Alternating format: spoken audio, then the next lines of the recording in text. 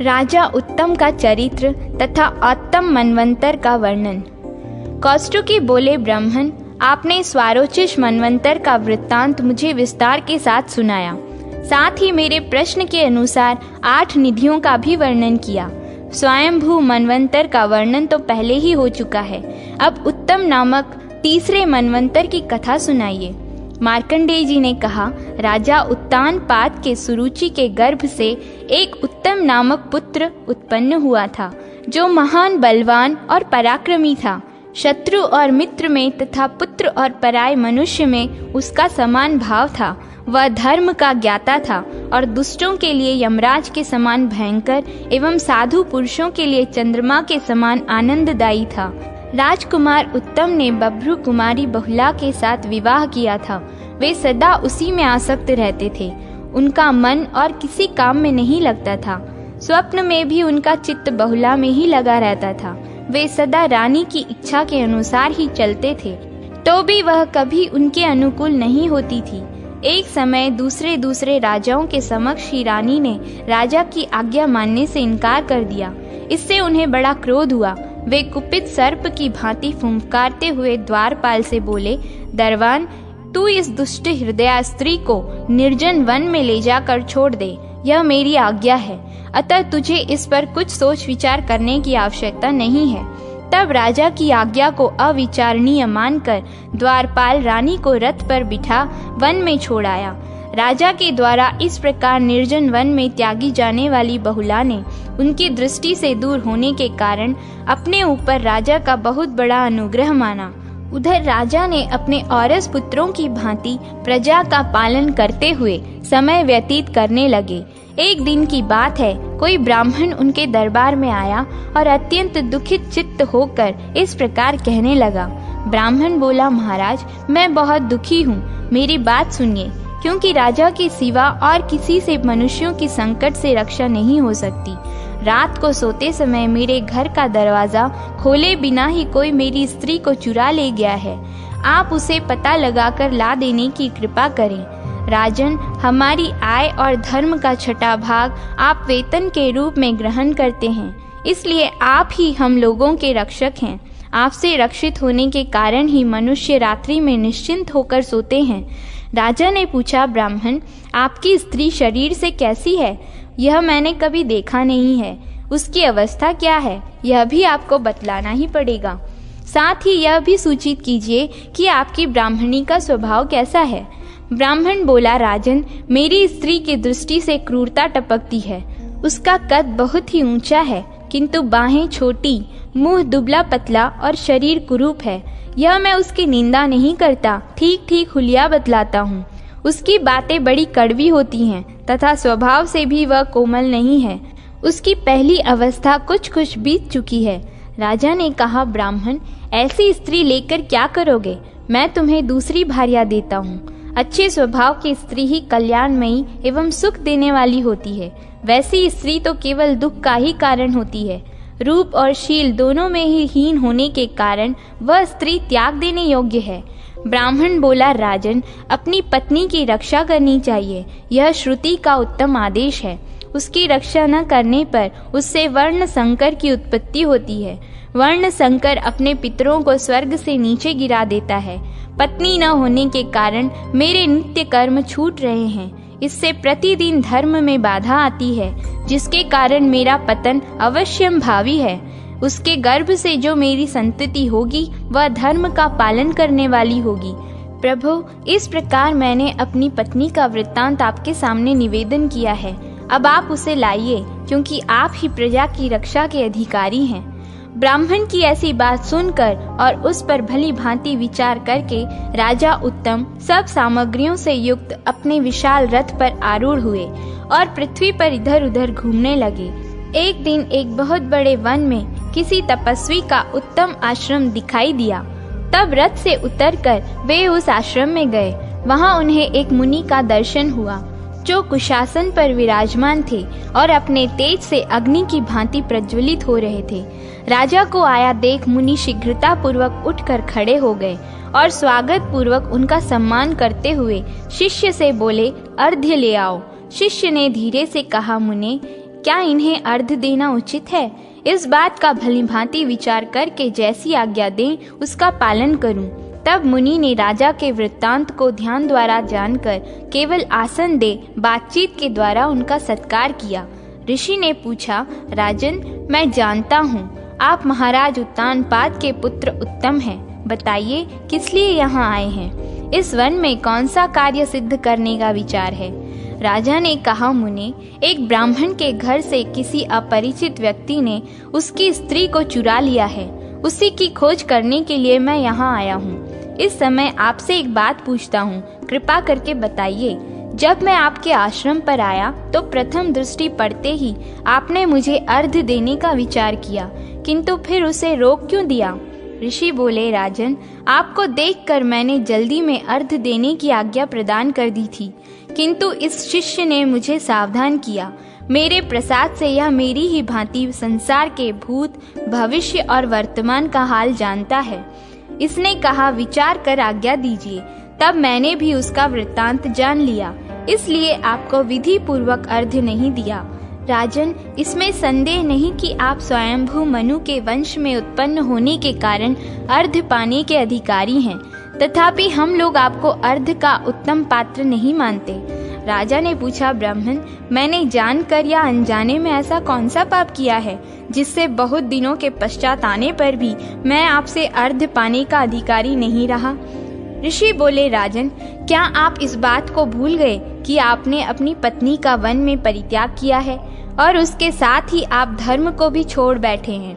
एक पक्ष तक भी नित्य कर्म छोड़ देने से मनुष्य अस्पृश्य हो जाता है। फिर आपने तो 1 वर्ष से उसको छोड़ रखा है, अतः आपके विषय में क्या कहना है? नरेश्वर, पति का स्वभाव कैसा ही हो, पत्नी को उचित है कि वह सदा पति के अनुकूल रहे। इसी प्रकार पति का भी कर्तव्य है कि वह दुष्ट स्वभाव वाली पत्नी का भी पालन पोषण करे। ब्राह्मण की वह पत्नी जिसका अपहरण हुआ है सदा पति के प्रतिकूल ही चलती है, तथापि धर्म पालन की इच्छा से वह आपके पास गया और पत्नी को खोजने के लिए प्रेरित करता रहा।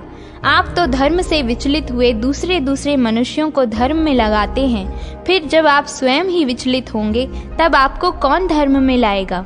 मार्कंडेय जी कहते हैं, मुनि के यूं कहने पर राजा लज्जित हो गए। आपका कहना ठीक है, यूं कहकर उन्होंने ब्राह्मण की पत्नी के विषय में पूछा। भगवान, आप भूत और भविष्य के यथार्थ ज्ञाता हैं, बताइए ब्राह्मण की पत्नी को कौन ले गया है? ऋषि बोले, राजन, अद्रि के पुत्र बलाक नाम के राक्षस ने उसका अपहरण किया है।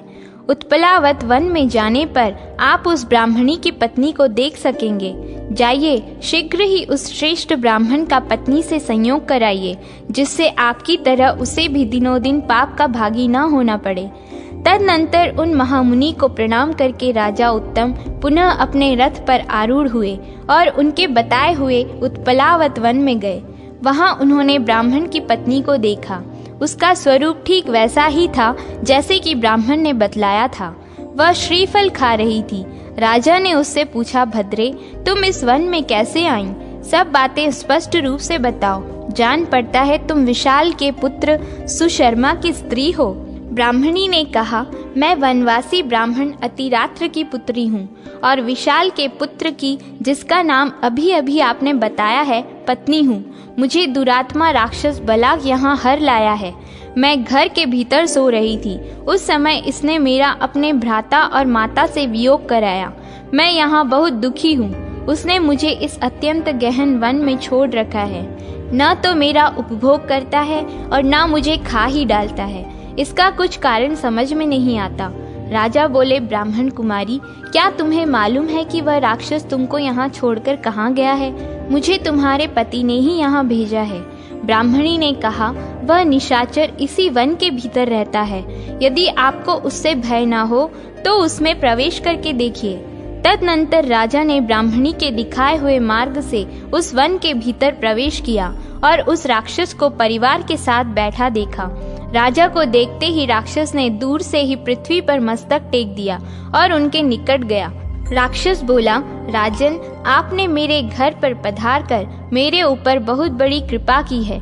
मैं आपके राज्य में निवास करता हूँ, अतः बताइए आपका कौन सा कार्य सिद्ध करूँ? आप यह अर्घ्य स्वीकार कीजिए और इस आसन पर बैठिए।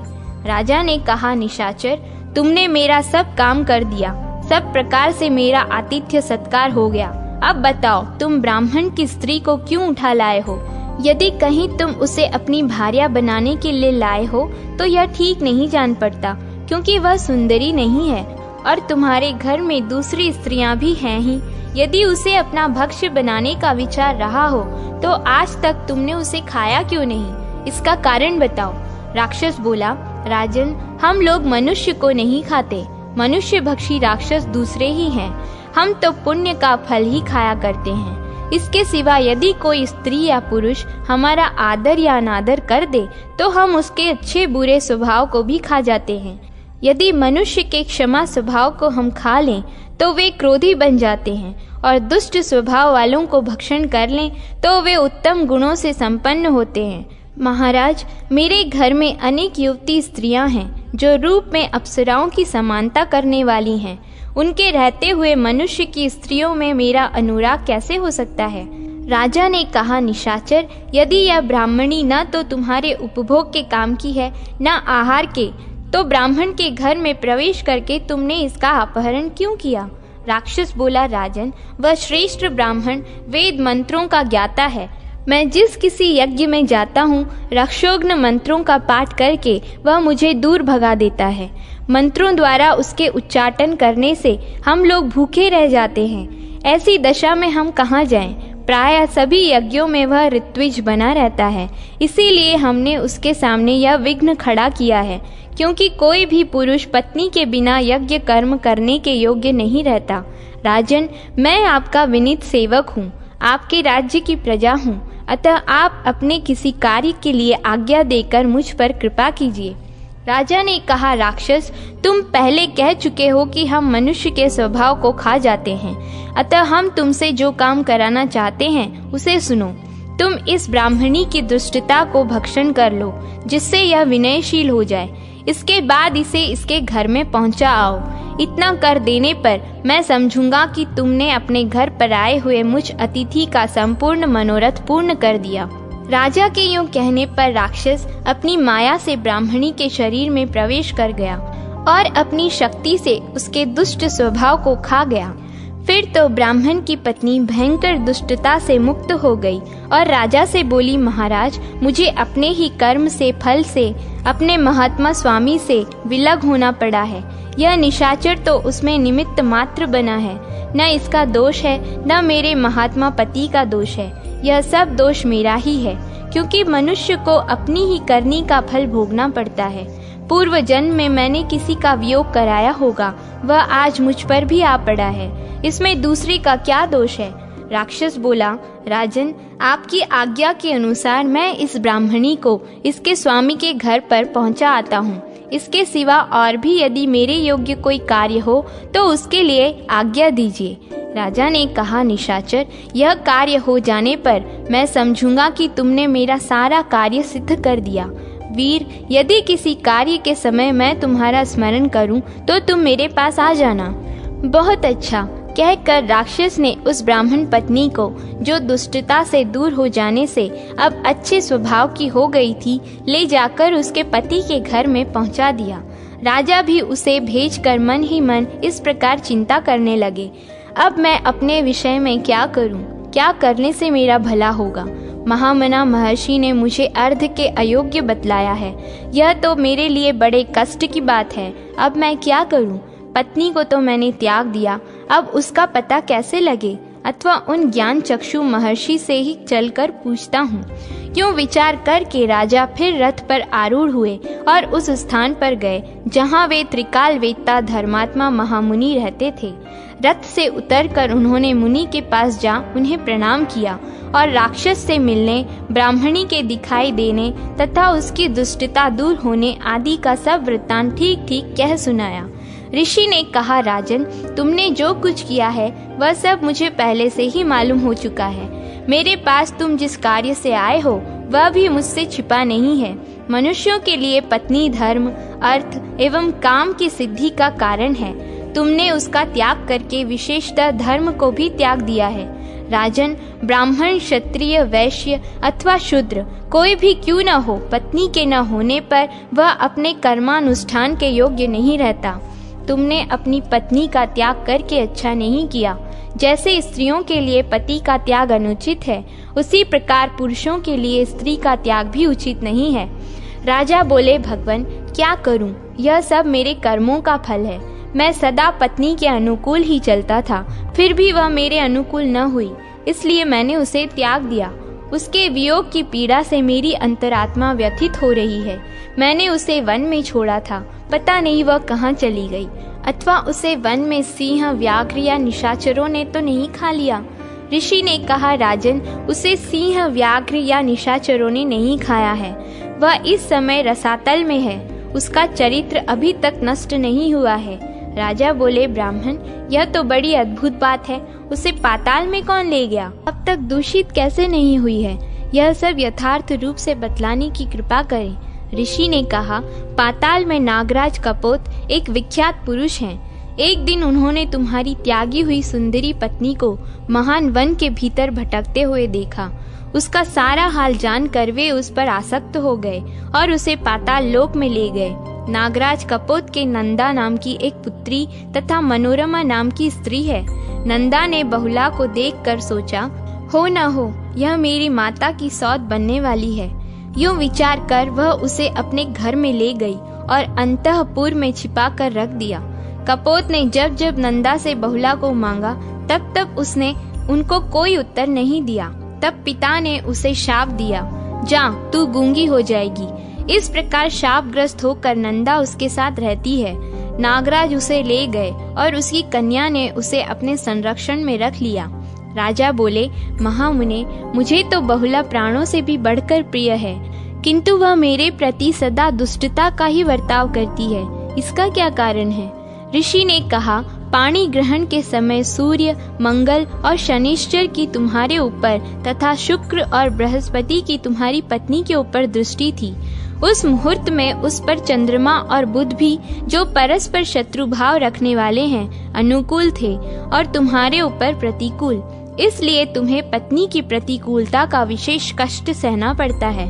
अच्छा, अब जाओ, धर्म पूर्वक पृथ्वी का पालन करो और पत्नी के साथ रहकर संपूर्ण धार्मिक क्रियाओं का अनुष्ठान करो। मार्कंडेय जी कहते हैं, महर्षि के यूं कहने पर राजा उन्हें प्रणाम करके रथ पर आरूढ़ हुए और अपने नगर को लौट आए। वहां आने पर उन्होंने उस ब्राह्मण को देखा जो अपनी शीलवती भार्या के साथ बहुत प्रसन्न था। ब्राह्मण ने कहा, नृपश्रेष्ठ, आप धर्म के ज्ञाता हैं। आपने मेरी पत्नी को लाकर मेरे धर्म की रक्षा की है, इससे मैं कृतार्थ हो गया। राजा बोले, द्विजश्रेष्ठ, आप तो अपने धर्म का पालन करके कृतार्थ हो रहे हैं, किंतु मैं संकट में पड़ा हूँ, क्योंकि मेरी पत्नी घर में नहीं है। ब्राह्मण ने कहा, महाराज, यदि आपकी पत्नी जीवित है और व्यभिचारिणी नहीं हुई है, तो आप स्त्री के बिना रहकर पाप क्यों कमा रहे हैं? राजा बोले, ब्राह्मण, यदि मैं पत्नी को लाऊं भी तो वह सदा मेरे प्रतिकूल ही रहती है, अतः उससे दुख ही मिलेगा, सुख नहीं, क्योंकि वह मुझसे मैत्री नहीं रखती। आप कोई ऐसा यत्न करें जिससे वह मेरे अधीन हो जाए। ब्राह्मण ने कहा, राजन, आपके प्रति रानी का प्रेम होने के लिए श्रेष्ठ यज्ञ करना उपकारक होगा। अतः मित्र की कामना रखने वाले लोग जिसका अनुष्ठान किया करते हैं, वह मित्रविंदा नामक यज्ञ मैं आरंभ करता हूँ। राजन, जिन स्त्री पुरुषों में परस्पर प्रेम न हो, उनमें मित्रविंदा प्रेम उत्पन्न करती है। इसलिए आपके कार्य की सिद्धि के उद्देश्य से मैं उसी का अनुष्ठान करूँगा। ब्राह्मण के यूं कहने पर राजा ने यज्ञ की सब सामग्री एकत्रित कराई और उस श्रेष्ठ ब्राह्मण ने मित्रविंदा यज्ञ का अनुष्ठान आरंभ किया। उसने राजा की स्त्री में प्रेम उत्पन्न करने के लिए एक एक करके 7 यज्ञ किए। जब उसे यह निश्चय हो गया कि रानी के हृदय में राजा के प्रति मित्र भाव जागृत हो गया है, तब उसने राजा से कहा, महाराज, अब आप अपनी प्रिय पत्नी को अपने साथ रखिए और उसके साथ उत्तम भोग भोगते हुए श्रद्धा पूर्वक यज्ञों का अनुष्ठान कीजिए। ब्राह्मण की बात सुनकर राजा को बड़ा विस्मय हुआ। उन्होंने उस महापराक्रमी सत्य प्रतिज्ञ निशाचर को स्मरण किया। उनके स्मरण करते ही वह राक्षस राजा के पास आ पहुंचा और प्रणाम करके बोला, क्या आज्ञा है? तब राजा ने विस्तार के साथ अपना सारा वृत्तांत निवेदन किया। फिर वह राक्षस पाताल में जाकर रानी को ले आया। आने पर उसने हार्दिक अनुराग के साथ पति को देखा और बड़ी प्रसन्नता के साथ बारंबार कहा, मुझ पर प्रसन्न होइए। तब राजा ने अपनी माननीय स्त्री को हृदय से लगाकर कहा, प्रिय, तुम बार बार मुझसे ऐसा क्यों कहती हो? मैं तो तुम पर प्रसन्न ही हूँ। रानी बोली, महाराज, यदि आप मुझ पर प्रसन्न हैं, तो मैं आपसे एक याचना करती हूँ। आप उसे पूर्ण करके मेरा आदर कीजिए। राजा ने कहा, प्रिय, तुम्हें जो कुछ भी अभिष्ट हो वह निशंक होकर कहो। तुम्हारे लिए कुछ भी दुर्लभ नहीं है। मैं तुम्हारे अधीन हूँ। रानी बोली, नाथ, मेरे लिए नागराज ने मेरी सखी को शाप दे दिया, जिससे वह गूंगी हो गई है। यदि आप मेरे प्रेमवश उसके संकट का निवारण कर सकें, तो उसकी मूकता दूर करने के लिए प्रयत्न कीजिए। यदि ऐसा हो गया तो मैं समझूंगी मेरा सब कार्य सिद्ध हो गया।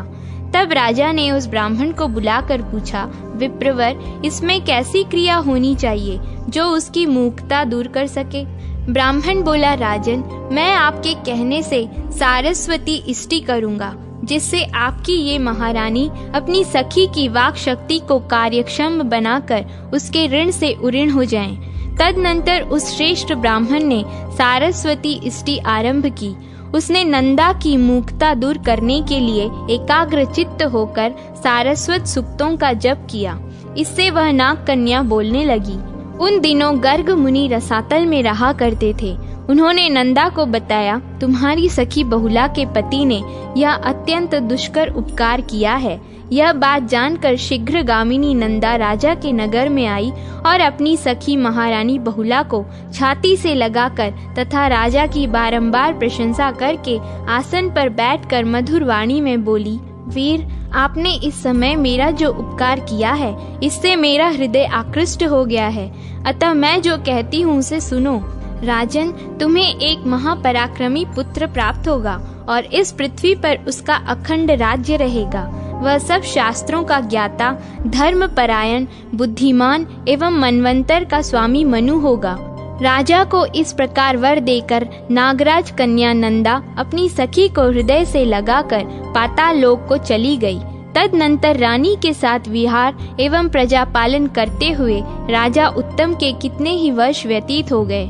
फिर महात्मा राजा को रानी बहुला के गर्भ से एक पुत्र उत्पन्न हुआ, जो पूर्णिमा के पूर्ण चंद्र की भांति कांतिमान था।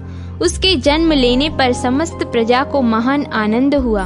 देवताओं की दुंदुभी बज उठी और आकाश से फूलों की वर्षा होने लगी। उसे देखकर मुनियों ने कहा, यह राजा उत्तम के वंश में और उत्तम समय में उत्पन्न हुआ है तथा इसका प्रत्येक अंग उत्तम है, इसलिए यह औत्तम नाम से विख्यात होगा। इस प्रकार राजा उत्तम का पुत्र औत्तम नामक मनु हुआ। अब उसके प्रभाव का वर्णन सुनो। जो राजा उत्तम के उपाख्यान और औत्तम के जन्म की कथा प्रतिदिन सुनता है, उसका कभी किसी से द्वेष नहीं होता। इस चरित्र को सुनने और पढ़ने वाले का कभी प्रिय पत्नी, पुत्र अथवा बंधुओं से वियोग नहीं होता। औत्तम मनवंतर तीसरा कहा जाता है। उसमें स्वधामा, सत्य, शिव, प्रतरदन तथा वशवर्ती ये देवताओं के 5 गण थे। इनका जैसा नाम वैसा ही गुण था। ये 5 देवगण यज्ञ भोगी माने गए हैं। ये सभी गण 12-12 व्यक्तियों के समुदाय हैं। उक्त मनवंतर में सुशांति नामक इंद्र हुए, जो 100 यज्ञों का अनुष्ठान करके इंद्र पद को प्राप्त हुए थे। आज भी मनुष्य विघ्नों का नाश करने के लिए सुशांति के नामाक्षरों से विभूषित एक गाथा का गान किया करते हैं। वह इस प्रकार है। शिव, सत्य एवं वशवर्ती आदि देव गणों के साथ परम सुंदर देवराज सुशांति उत्तम शांति प्रदान करते हैं। मार्कंडेय जी कहते हैं, औत्तम मनु के अज, परशुचि और दिव्य ये 3 पुत्र थे, जो देवताओं के समान तेजस्वी तथा महान बल एवं पराक्रम से संपन्न थे। उनके मनवंतर में उन्हीं के वंशज इस पृथ्वी का पालन करते रहे। 71 चतुर्युगी से कुछ अधिक काल का एक मनवंतर होता है। यह बात पहले बताई जा चुकी है। महात्मा वशिष्ठ के 7 पुत्र ही इस तीसरे मनवंतर में सप्तऋषि थे। इस प्रकार यह तीसरे मनवंतर का वर्णन हुआ। अब तामस मनु के चौथे मनवंतर का वर्णन किया जाता है। यद्यपि तामस मनु का जन्म मनुष्येतर योनि में हुआ था, तो भी उन्होंने अपने यश से त्रिभुवन को आलोकित कर दिया था। ब्राह्मण अन्य सभी मनुओं की भांति चौथे मनु का जन्म भी अलौकिक है, उसे बतलाता हूँ, सुनो।